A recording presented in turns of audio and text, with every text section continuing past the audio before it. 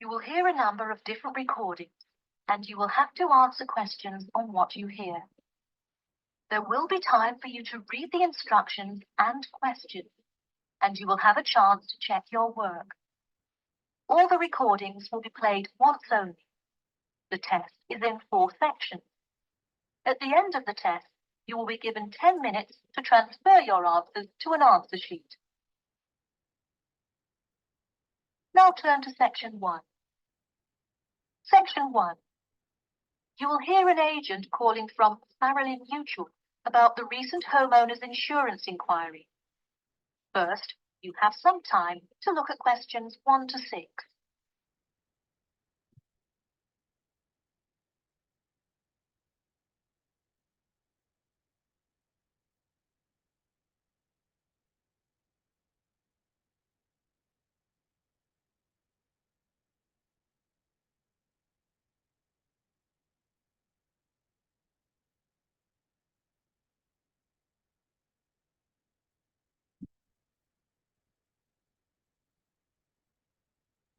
You will see that there is an example which has been done for you.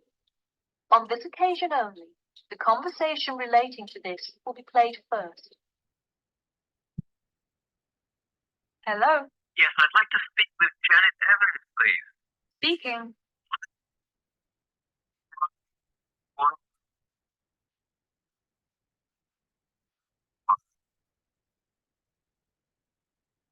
The man says that he'd like to speak with Janet Evans. So, Janet Evans has been written in the space. Now we shall begin. You should answer the questions as you listen, because you will not hear the recording a second time. Listen carefully and answer questions 1 to 6. Hello? Yes, I'd like to speak with Janet Evans, please. Speaking.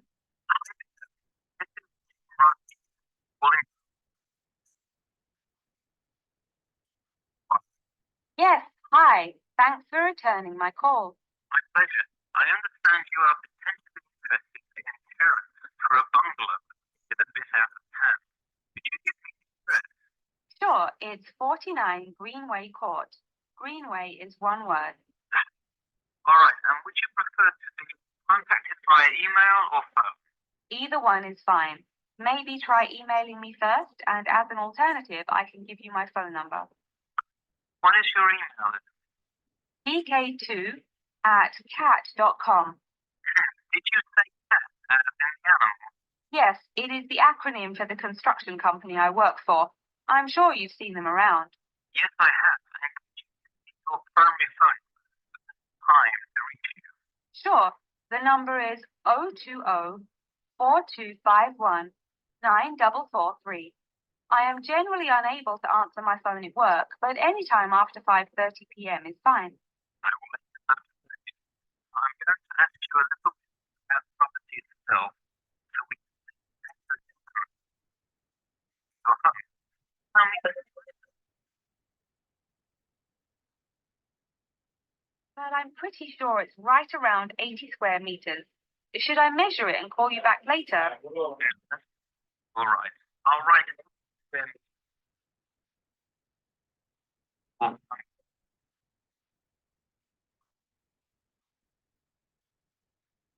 Okay, great. What materials is your house made of? For example, wood, brick, stucco? It's mainly brick. Great. A low rate and most of the materials. Wonderful. And do you have any sort of We don't have a fence or anything yet, but we have an alarm system that we use regularly. Before you hear the rest of the conversation, you have some time to look at questions 7 to 10.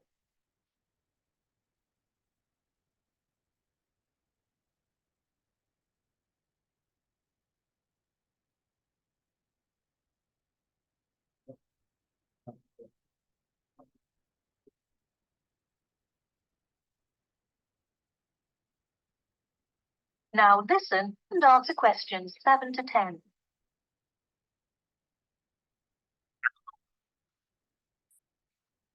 What? Okay,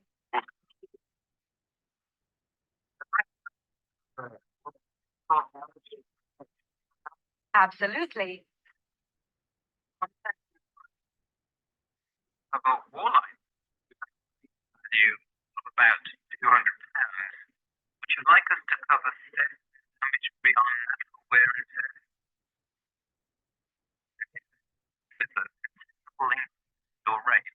I think I'd just like the contents of the house to be covered against theft then.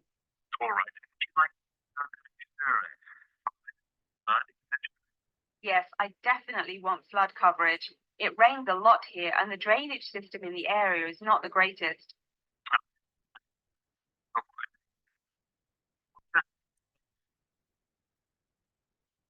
Our annual insurance rate will be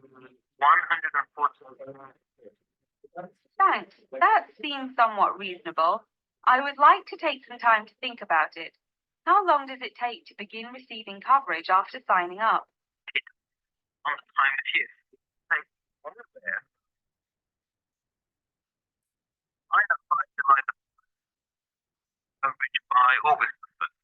I see. Okay, thanks for your help. Should I call you back at this number when I have made my decision? Yes, so that we can look up your account faster. I'll give you a reference number that you should provide when calling. Ready? Yep, It's 8. got it. Thanks.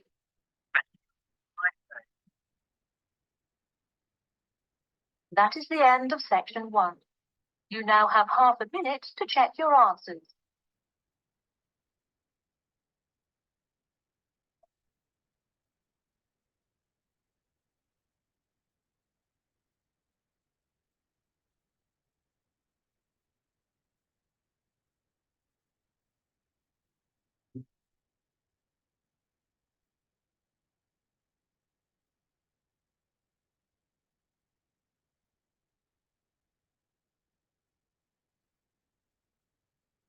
Now turn to section 2. Section 2. You will hear a talk about a pool and outdoor venue created by some people. First, you have some time to look at questions 11 to 14.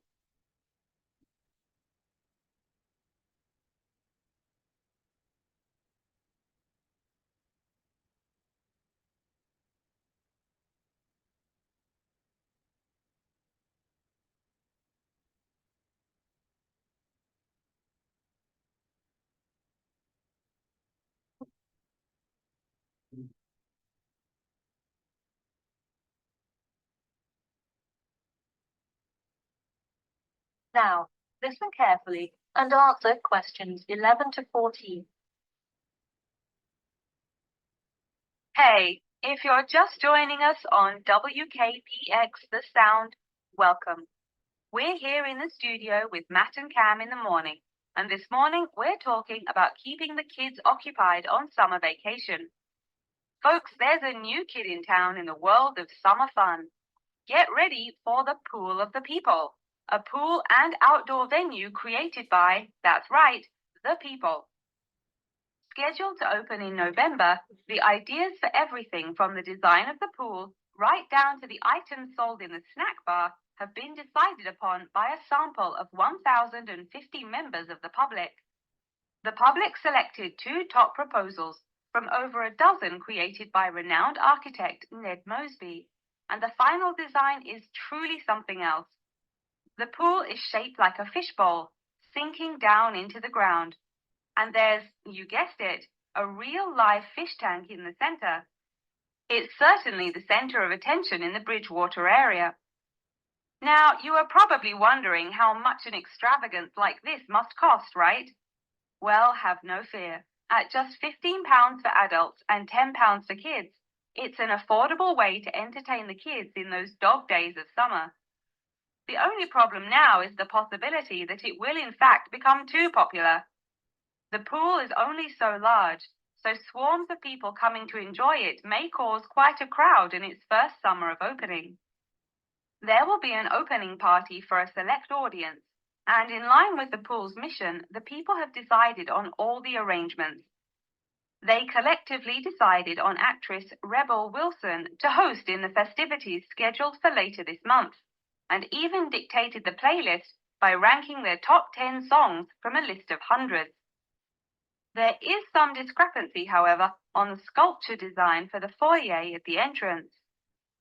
The people elected a jellyfish sculpture to greet entering visitors, but given last week's vicious attack by a box jellyfish on a local youth, coordinators fear it will bring too much fear to patrons. Before you hear the rest of the talk, you have some time to look at questions 15 to 20.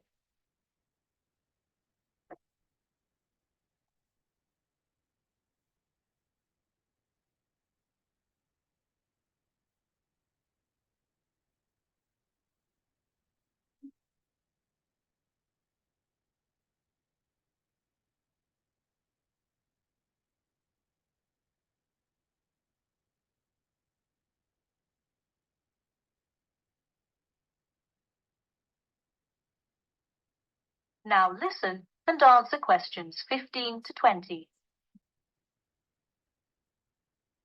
The theme of the clubhouse is set to be International Waters, with a different section representing each continent, designed by the legendary local artist Roberta Annuzzi.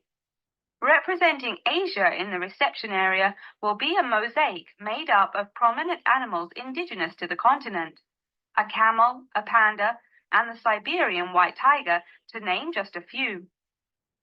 In the West Lounge, feel the cool, icy vibes of the transantarctic mountains of Antarctica. Makes you cold just thinking about it, doesn't it? Just seeing a wall with a mural of the glacial mountains is almost enough to cool you off on a December afternoon. Almost. Why not make the trip to the pool a social studies lesson at the same time? The theme in the ladies' lounge room for Africa may not be what you expected. A safari? Drum music? The Nile River? No. Did you know that Africa was home to the first jewelry? I sure didn't. By contrast, as you may expect, North America's theme for the card room is as modern, even futuristic as it gets. Another created for North America a sort of absurdist print, interestingly juxtaposing the moon landing of 1969 with an abstract depiction of humans living on Mars. Seems to me like an interesting commentary on the future of space exploration. And in the men's lounge room, the ancient forts of Sparta, Rome, Greece, and other European civilizations fittingly exhibit the strength and combatant characteristics of these societies. Finally, the cafe and breakfast room area is an enchanting round room that draws all attention to its center, where there is a strikingly realistic sculpture of a volcano. The delicious food may actually be only the second most exciting part of this room, in comparison to the 9-foot statue, complete with brightly colored molten lava to characterize South America. Honestly, it is like a museum visiting each room of the clubhouse. Why not make the trip to the pool an educational one for the kids? We're going to take a quick commercial break here at WKPX, but we'll be back in 10 with more on what's touted to be the summer's hottest place. That is the end of section 2. You now have half a minute to check your answers.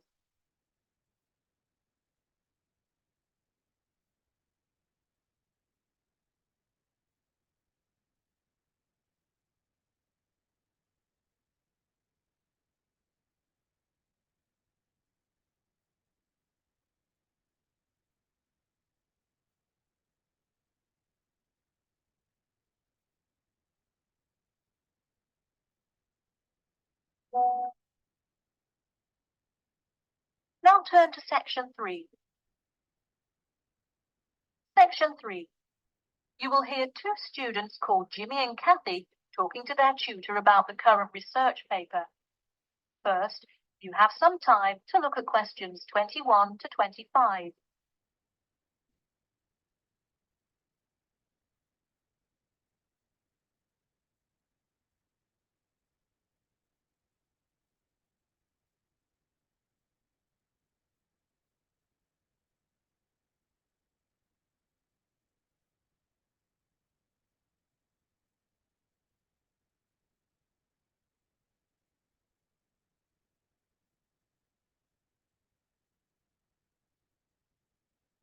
Now, listen carefully and answer questions 21 to 25. Before we start, Jimmy and Kathy, thanks for coming in today to talk about your current research paper. Well, I will also give you some suggestions for your future presentation later. That's great. Okay, I've read the introductory chapter, and so far I like where you're going with your research, you two. Thanks. What did you think of the procedure section? I haven't got there yet.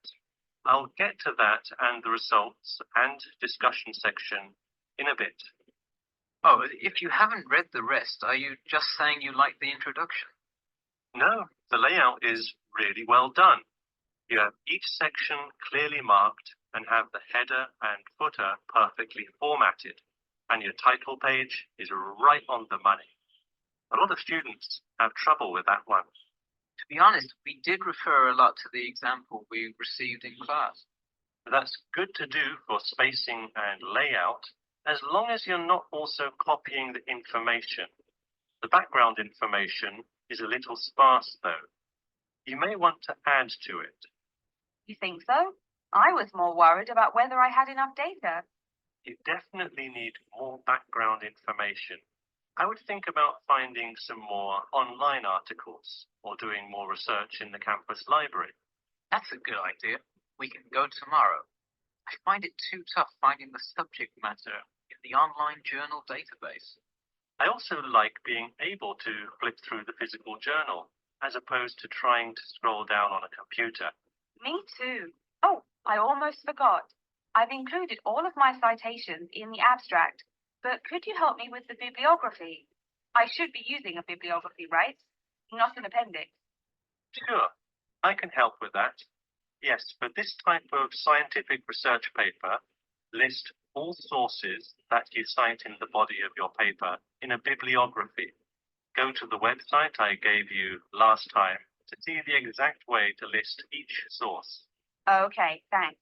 I'll do that. We still have a lot of things to fix up. Yeah, but there's a lot of good stuff here to work with.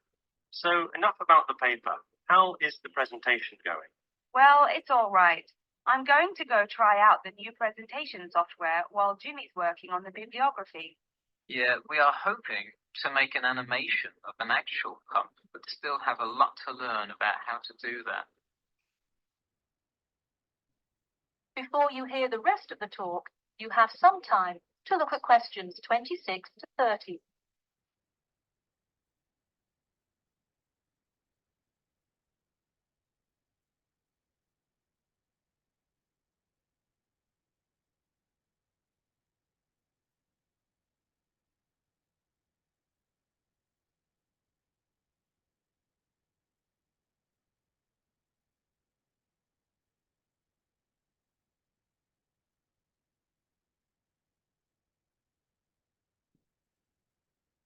Now, listen carefully and answer questions 26 to 30. Who would have thought before we started this project that we would be able to recreate the motion of a pump? This stuff is just so interesting. So glad to hear it. Yeah, I am glad I took engineering this semester.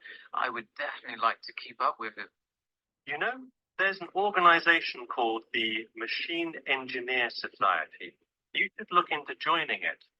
You would need to score well in your engineering class to qualify, but I think you can do it. Interesting. I will definitely check it out. I would really like to get in contact with some professionals in the engineering field to find out more. I don't really know anyone in the field now, though. I think if you keep meeting people in your classes, professors, you'll be able to get in contact with some really helpful people. Well said, Jimmy. If engineering pumps is something you both are specifically interested in, make sure you stay up to date on new developments. In fact, you could visit the local water treatment facility periodically to see what new developments are going on. That may be a good way to get some practical experience. Well, I don't think they would let you handle any equipment by just visiting the facility. If you really want to get your hands dirty, so to speak, I would recommend instead seeking a summer internship. Wow, you have so many helpful suggestions for getting a leg up. Now, if only you could tell me how to get my work published. Wouldn't that be nice? Well, honestly, all you really need to do is, once you have a dissertation, present it. Present it often and to many audiences, and once you get feedback, adjust it. You'll get published one day. Wow, this meeting has been truly inspiring. Thanks for your help. That is the end of section 3. You now have half a minute to check your answers.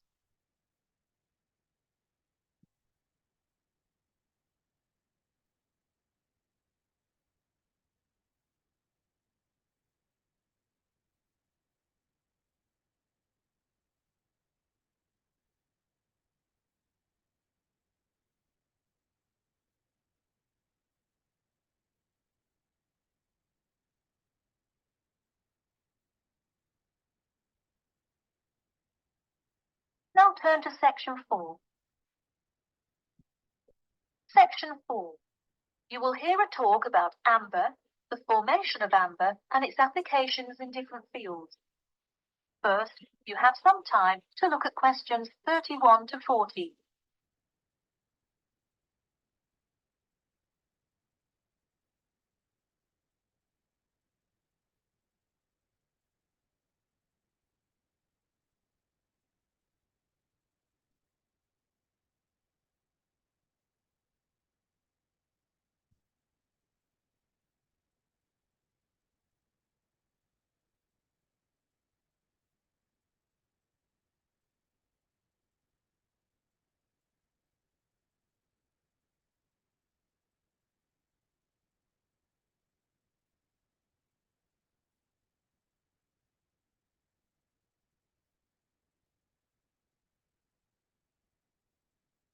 Now, listen carefully and answer questions 31 to 40. Tonight I'm going to present an overview of the research on amber. Okay, I'll start by giving a brief introduction about amber, then talk about the formation of amber, and then describe amber's applications in different fields. First of all, what is amber? Amber is not a stone, but is ancient fossilized tree resin, which is the semi-solid amorphous organic substance secreted in pockets and canals through epithelial cells of the plant. Why is resin produced? Although there are contrasting views as to why resin is produced, it is a plant's protection mechanism. The resin may be produced to protect the tree from disease and injury inflicted by insects and fungi. Amber occurs in a range of different colors, besides the usual yellow, orange, and brown. Other uncommon colors are also associated with it. Interestingly, blue amber, the rarest Dominican amber, is highly sought after. It's only found in Santiago, Dominican Republic. There are several theories about what causes the blue color in amber. The most common one links it to the occurrence of volcanic dust that was present when the resin was first pressed out from Imnaya protera millions of years ago. At this point, you might be curious about how amber is formed. Molecular polymerization resulting from high pressures and temperatures produced by overlying sediment transforms the resin first into copal. Sustained heat and pressure drives off terpenes and results in the formation of amber. Copal, that I've just mentioned, is also a tree resin, but it hasn't fully fossilized to amber. More generally, the term copal describes resinous substances in an intermediate stage of polymerization and hardening between gummier resins and amber.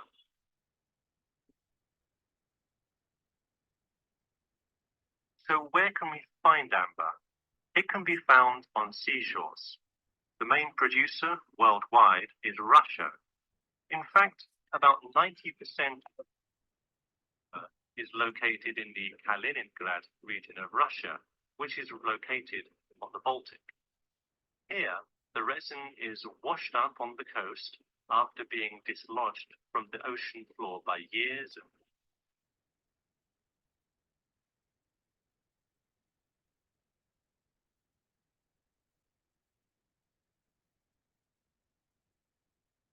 This also indicates that amber is not really an ideal fossil preservative for most uses.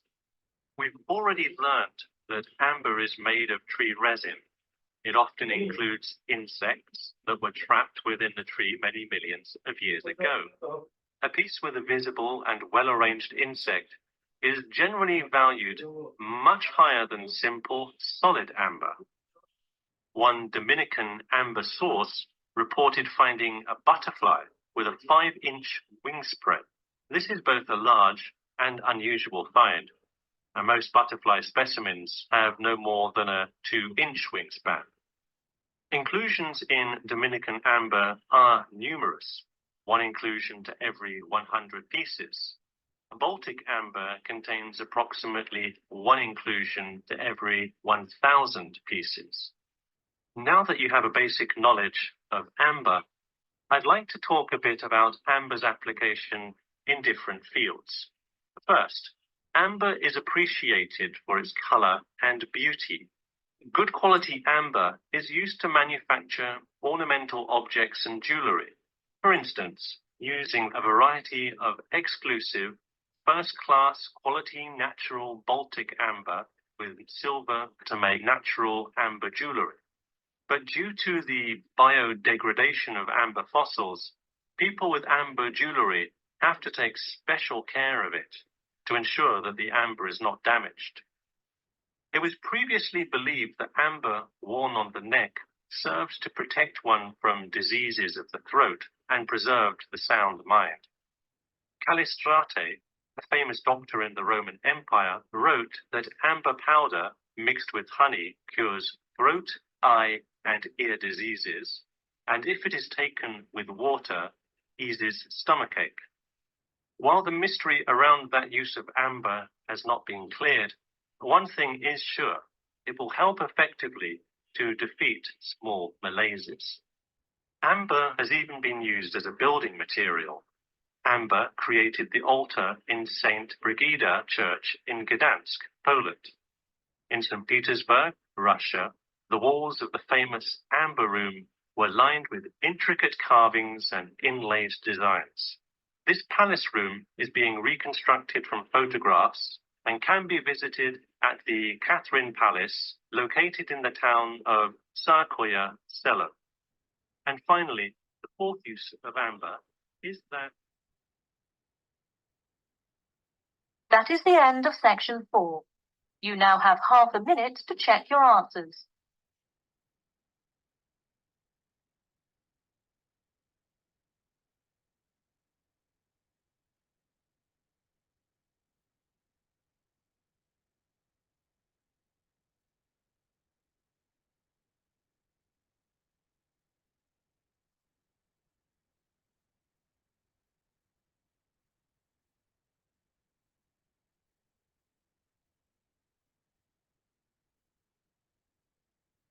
That is the end of the listening test. In the IELTS test, you will now have 10 minutes to transfer your answers to an answer sheet.